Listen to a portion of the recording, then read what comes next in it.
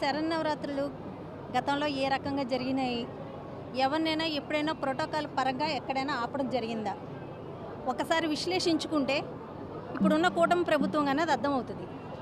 విజయవాడ నగర మేయరు ప్రథమ పౌరురాలు అంటారు. మినిమం కామన్ సెన్స్ కూడా లేకుండా ప్రోటోకాలు వెహికల్కి ఏంటి స్టిక్కర్ లేదని చెప్పి కింద దగ్గర నుంచి ఆపుతూనే ఉన్నారు. ఎక్కడ పడితే అక్కడ నేను మేయర్ని కారుకో పెద్ద బోర్డు ఉంది మేయర్ అని. ఈరోజు నగరపాలక సంస్థ లేకుండా, నగరపాలక సంస్థ సహాయ సహకారాలు లేకుండా విజయవాడలోన భవానీ దీక్షలు కానీ శరన్నవరాత్రులు కానీ నిర్వహించగలరా? కార్పొరేషన్ తరపున శానిటేషన్ వర్కర్ని 1400 మందిని ఈరోజు ఈ దసరా నవరాత్రుల కోసం ఇవ్వటం జరిగింది.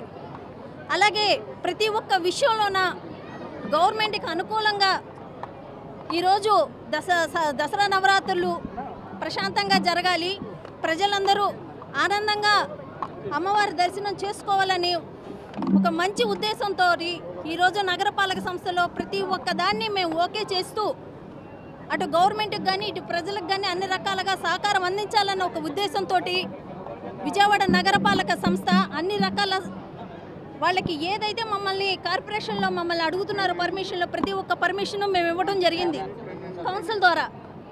ఈరోజు ఇన్ని రకాలుగా మేము వాళ్ళకి సహకరిస్తుంటే ఒక బీసీ మహిళని, ఒక మేయర్ని నేను అడుగడుగున నేను మేయర్ని నాకు ప్రోటోకాల్ ఉందని నేను ఎందుకు చెప్పుకోవాలి? ప్రథమ పౌరురాలు అని చెప్తారు, ఇదేనా ఇచ్చే గౌరవం నేను అడుగుతున్నాను.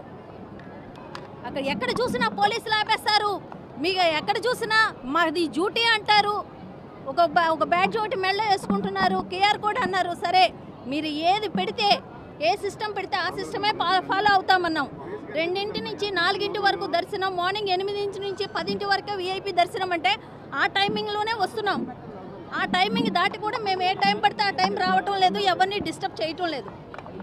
కానీ ఇచ్చిన టైంకే, ఇచ్చిన ప్రోటోకాల్కే మేము వస్తుంటే ఇటు కలెక్టర్ గారిని, అటు మా బిఎంసీ కమిషనర్ని అడిగితే మీకు మేయర్ బోర్డు ఉందమ్మా, మీకు ప్రోటోకాల్ ఉంటుందమ్మా, మీకెందుకమ్మా స్టిక్కర్స్, మీకేం అవసరం లేదు, మీరు మీ కారు వేసుకొని వెళ్ళండి, మిమ్మల్ని ఎవరు ఆపేదే లేదు అని చెప్పారు.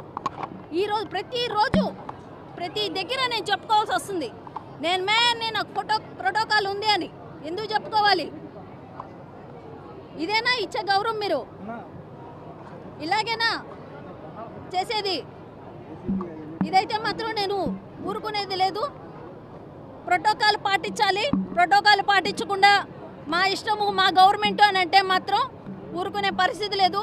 ఒక బీసీ మహిళగా నేను చాలా ఆవేదన చెందాను. ఈరోజు దానికి తగ్గ ఫలితం అన్నది అనుభవిస్తారని తెలియజేస్తున్నాను.